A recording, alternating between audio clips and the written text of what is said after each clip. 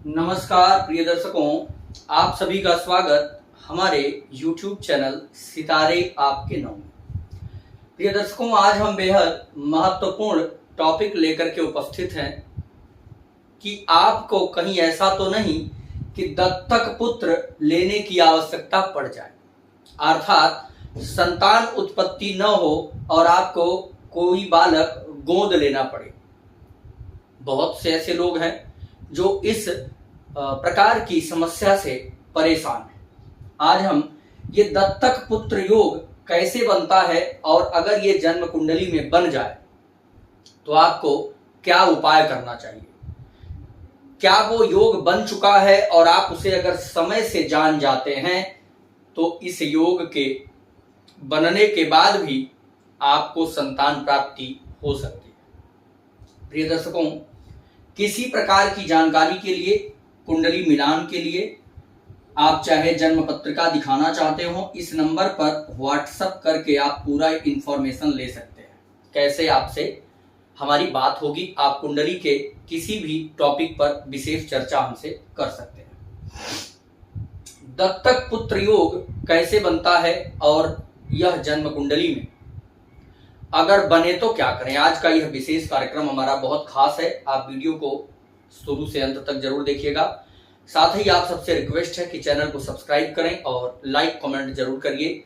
हमारा प्रतिदिन free live session भी चलता है, उसमें हम अपने दर्शकों का निःशुल्क समाधान भी करते रहते हैं। तो आप चैनल से जुड़िए और हमेशा के लिए आपको गुड न्यूज मिलती रहेगी। प्रिय दर्शकों, सबसे पहले हम चर्चा करेंगे कि कब जन्म कुंडली में दत्तक पुत्र योग बन जाता है।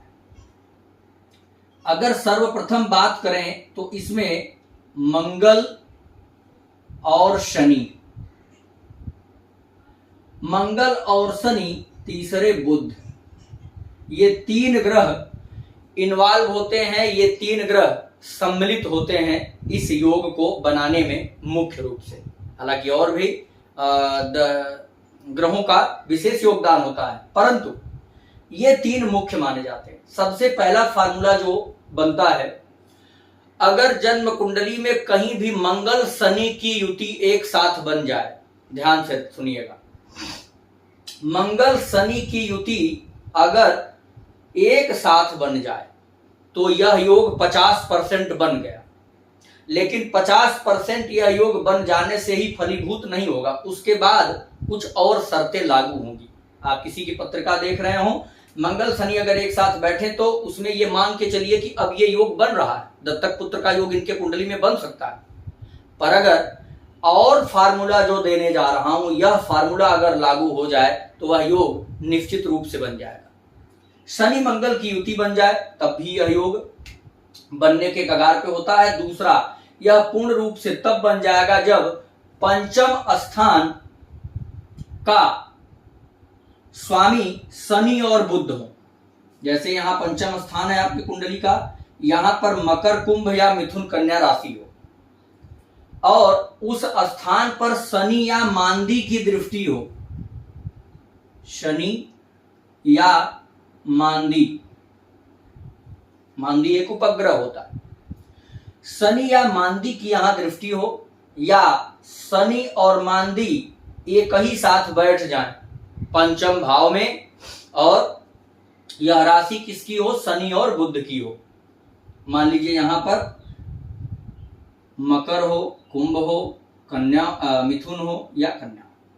अगर ये राशियां यहां हो, शनि की पूर्ण दृष्टि पड़ जाए, मांदी की पूर्ण दृष्टि पड़ जाए या शनि और मांदी दोनों एक साथ बैठे तो यह योग प्रबल बन जाता है। ठीक है।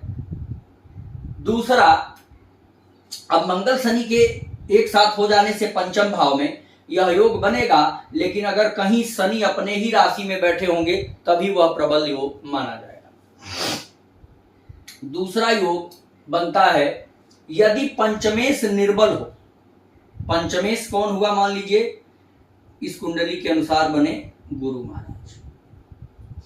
पंचमेश यानी गुरु कुंडली में निर्मल हो, ये इस कुंडली, उदाहरण कुंडली की बात कर रहा हूं, आपकी कुंडली का पंचमेश कोई और हो सकता है, कंफ्यूजन में मत पड़िएगा। पंचमेश यदि निर्बल हो और उसका संबंध किससे बने, लग्नेश से या सप्तमेश से। पंचमेश निर्बल अवस्था का हो, संबंध किससे बना रहा हो, या तो लग्नेश से या पंचमेश से, तो ऐसी स्थिति में भी दत्तक पुत्र योग बन जाता है।